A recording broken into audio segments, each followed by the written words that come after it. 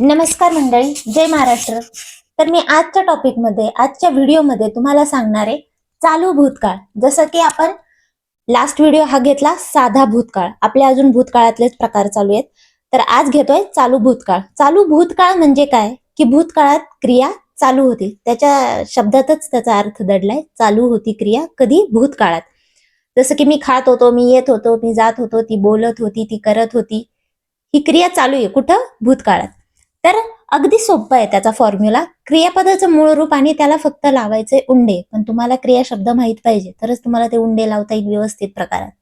तर आता पहिला एक्झाम्पल आहे, मी येत होतो. मी म्हणजे नेनू. नेनू वस्तुंडे, मी येत होतो. तो जात होता.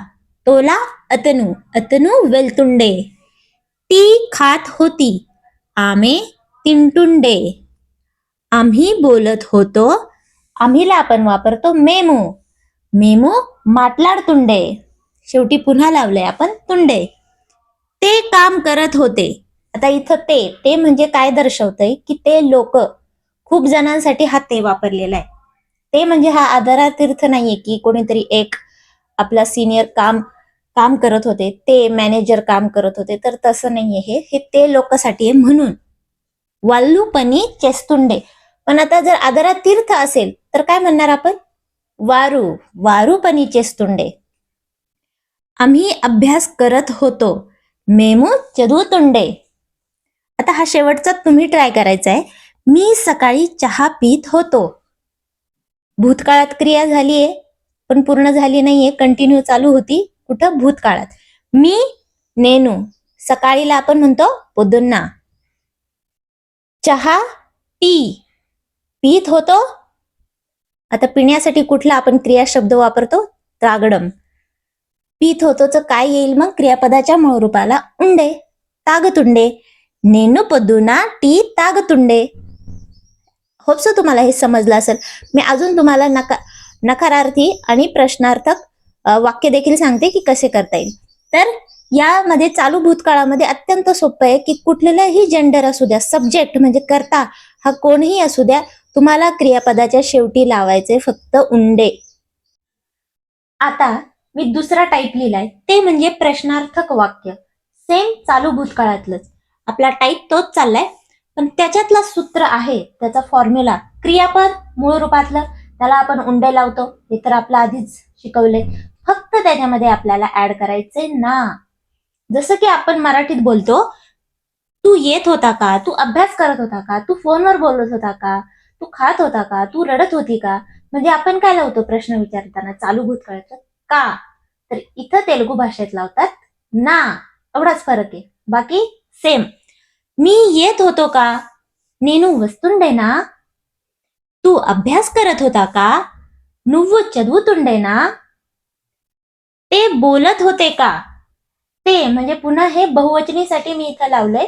वल्लू माटलाडतुंडेना. एका व्यक्तीसाठी नाहीये, आदरातीर्थ व्यक्तीसाठी नाहीये. ते फोनवर बोलत होते का? आता हे मी आदरातीर्थ व्यक्तीसाठी लावलंय, जसं की वडील असतील, अंकल असतील, कोणीतरी आपले सिनियर मॅनेजर, बॉस असे असतील, तर आपण काय म्हणते, फोनवर बोलत होते का? तर त्याच्यासाठी लावायचे वारू. हे वाल्लू आणि वारू मधला फरक तुम्ही लक्षात ठेवा. आपण संदर्भ काय आहे त्याच्यानुसार ते बदलायचं. आपल्या मराठीत आपण तेच बोलतो, पण इथं वेगळं आहे संदर्भ. वाल्लू वारू. ते फोनवर बोलत होते का? आता हे तुम्ही कमेंट करून सांगा. पुन्हा ती स्वयंपाक करत होती का? मी फक्त याचे शब्द सांगते, तुम्ही हे कमेंट करून सांगायचे. ती म्हणजे आमे, स्वयंपाक म्हणजे वंटा. करत होती का? चेस्तुंडे ना. आता हे तुम्ही सांगायचे. त्यानंतर तो रडत होता का? अतनू येडुस्तुंडे ना.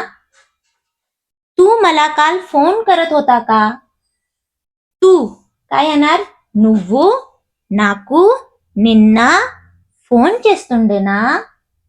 तर हे आणि हे तुम्ही फोन कमेंट करून सांगायचंय की याचं उत्तर किंवा याचं वाक्य काय येईल. अगदी सोपं आहे. तुम्हाला माझे व्हिडिओज बघत असाल तरी हे सगळे वाक्यांचे अर्थ, शब्दांचे अर्थ तुम्हाला इंडिव्हिज्युअल माहितच असणार आहे. फक्त आपण आता घेतोय काळानुरूप क्रियापद कसं बदलतं हे मी तुम्हाला सांगते, म्हणजे तुम्ही कसे छोटी छोटी वाक्य अगदी सोप्या पद्धतीने तेलुगू भाषा तुम्ही बोलू शकाल. आता पुढचा टाईप आहे नकारार्थी चालू भूतकाळ. तर याच्यात अत्यंत महत्वाची गोष्ट आहे की आपल्यामध्ये आपण म्हणतो मी गेलो नव्हतो, मी करत नव्हतो, मी खात नव्हतो, ती रडत होती, ती रडत नव्हती, हे असं वापरतो. पण इकडचे लोक मी गेलो नाही किंवा मी गेलो नव्हतो काय एकच वाक्य वापरतात. आता गेलो नाही कुठला भूतकाळ आहे, मी याच आधीच्या व्हिडिओमध्ये सांगितलंय, तो आपला साधा भूतकाळ येतो. मी गेलो नाही, मी खाल्लं नाही, मी केलं नाही. तर इकडं तसं लोक म्हणत नाही, त्याच्यासाठी सेमच एक क्रियापद आणि त्याला फक्त कुठलाही करता असू द्या, त्याला लागणार क्रियापदाला प्रत्यय लेदू. मी गेलो नव्हतो किंवा मी गेलो नाही, नेनू वेल्ले लेदू. आता तुम्ही म्हणाल असं कसं की साधा वर्तमान काळ आणि साधा भूतकाळ आणि चालू भूतकाळ फरक तर असेलच. पण आपण समजा असं म्हटलो की मी परवा गेलो नाही, गेलो नव्हतो, आपण मराठीत असं म्हणतो मी परवा गेलो नव्हतो, पण इकडचे लोक मी परवा गेलो नाही असं म्हणतात. म्हणजे ते सेमच येतं. नेन्नू परवा, परवासाठी आपण वापरतो मोन्ना वेल्ललेदू असं म्हणतात इकडं. म्हणजे तो संदर्भ नाहीये, असं नाही की भाषांमध्ये सेमच असलं पाहिजे. तर ह्या भाषेतला हा फरक आहे. उलट शिकण्यासाठी आपल्याला चांगले आहे की तेवढा फरक नाहीये. तर तुम्ही याच्या आधीचा व्हिडिओ नक्की बघा. मी तुला फोन केला नव्हता किंवा मी तुला फोन केला नाही, नेन्नू नीकू फोन लेदू. फक्त लावायचे प्रत्यय आपल्याला लेदू. तू मला सांगितलं नव्हतं किंवा तुम्हाला सांगितलं नाही, नुव्वू नाकू चेप्पलेदू. संदर्भ जरी वेगवेगळे असतील तरी फॉर्मॅट मात्र तोच एक क्रियापदाला लावायचा आहे आपल्याला लेदू. नुव्वू नाकू चेप्पलेदू. सो तुम्हाला हा व्हिडिओ समजला असेल. आपला चालू भूतकाळ म्हणजे चालू भूतकाळ हा टॉपिक आपला संपेल. मी छोटी छोटी एकदम वाक्य घेतली की तुम्हाला समजण्यासाठी सोपं वाटलं पाहिजे की तेलुगू भाषा हा आपल्याला पण येईल आता, आणि नक्कीच येईल. माझे व्हिडिओ बघत राहा आणि व्हिडिओ आवडल्यास चॅनलला सबस्क्राईब करा, व्हिडिओजला लाईक करा, शेअर करा. धन्यवाद.